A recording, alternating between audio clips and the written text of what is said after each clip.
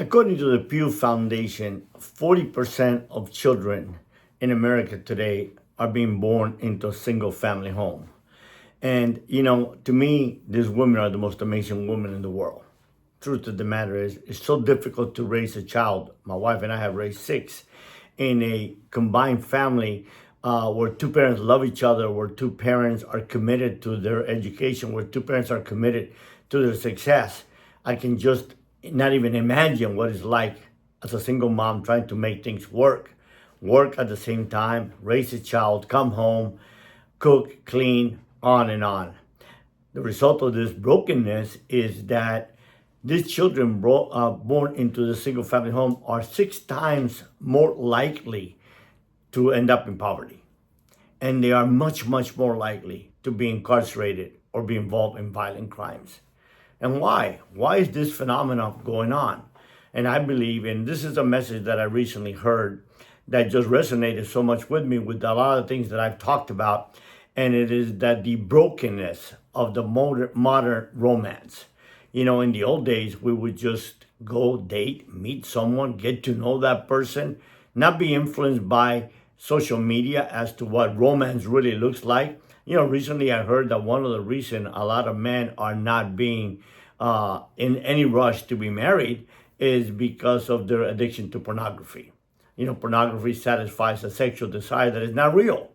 And at the same time, it does satisfy that desire and that fantasy world, and it ends up being catastrophic. But truth of the matter is, statistics show that men are more likely to get married in their 30s, and many of them are not even in a rush. Many of them would even say they have no desire to get married. When I was coming up, truth is, about 21, 22, you start thinking about getting married. You graduate from college and you have a job and you get married and you begin to raise a family. That's not the case today. I'm not saying that if you're single and if you're in your late 20s or whatever, you're not getting married because you have any type of addiction. I'm not saying that at all. I'm just saying what statistics say. But the fact is that modern romance is broken. Our modern romance, our framework for modern romance is influenced by, television. It's influenced by social media. It's influenced by influencers, by peers. And it's a framework that is strictly based upon performance and options. You got options. There's 100 dating apps, and you can go in those dating apps, sign up for many of them, get a bunch of hits, and therefore all of a sudden you have this array of option of women or men that you can date. And when one fails you one night, there's another one on standby. It's really, really a sick system. And at the same time, I have seen great successful marriages happen in dating apps. But the interesting thing is, going back to that framework of what social media and society tells us that is real. We've seen the studies of how social media has devastated young girls by showing them that the way to look is this ideal model that is non-existent. As a matter of fact, most of those models and supermodels that you see are the result of tons of makeup. I know. I woke up next to many of them that did not look the way they looked on that magazine that morning.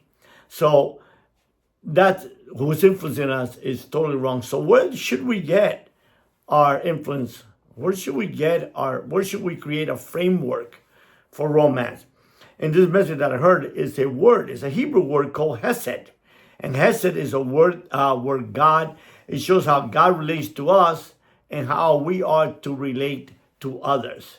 See, is in this hesed word that is found throughout the entire Bible, whether you believe the Bible is the word of God or not, but just look at that word and study that word and see what that word really implies, and if it fits, wear it. But basically, what is best for us is not hesed. Hesed is really based upon what is best for others. I tell you how, for the first time when I wrote that blog, I'm 22 years old. I'm making $3 million a month. I date the most beautiful women in the world. I have millions of dollars worth of cars, jets, yachts, mansions all over the place, and I want to die. How? Because I found out that, when society tells you the American dream is that when you reach that summit, when you make all that money, when you have all them women, all those cars, all those possessions, you're going to be happy. truth of the matter is not there. Very few people reach that zenith to find out that that's not there. I found out through joy when I lost it all, when I forfeited over 60 some odd million dollars to the government, went to prison, dead broke, not knowing if I would ever see my family alive or ever walk my daughters through the aisle.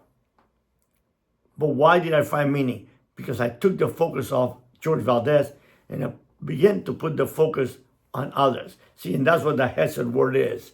It is not what is best for us, but it's what really is best for others. You know, if you look at, and also a principle that I teach about win-win, if you go into any business transaction or any relationship and you always with the goal that there's a win for that other person, there will always be a win for you.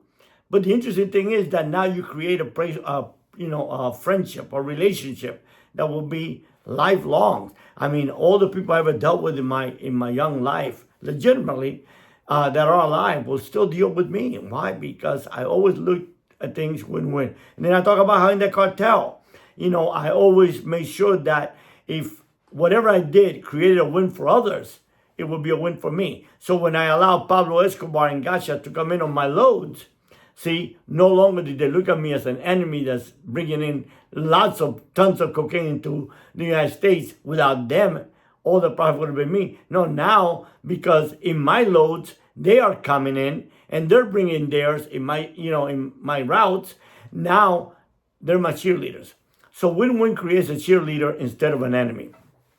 See, the modern foundation for love is based strictly on performance, on options, but the truth of the matter is that that's a failing, construct.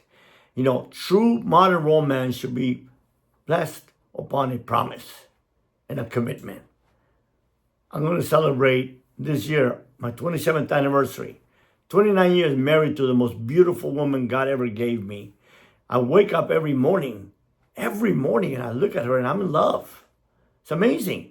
Because, I dated women that, according to society, were a lot more beautiful. And I couldn't stand them. But you know why? Because my framework for love right now is not based upon what my wife performs or any options that I may have outside of my wife. No, my modern framework for love now is based upon the Hesed, Hesed word. That unconditional word of God, where my focus now is not in how my wife pleases me, but what can I do to please her every day? And it's really amazing because it becomes reciprocal.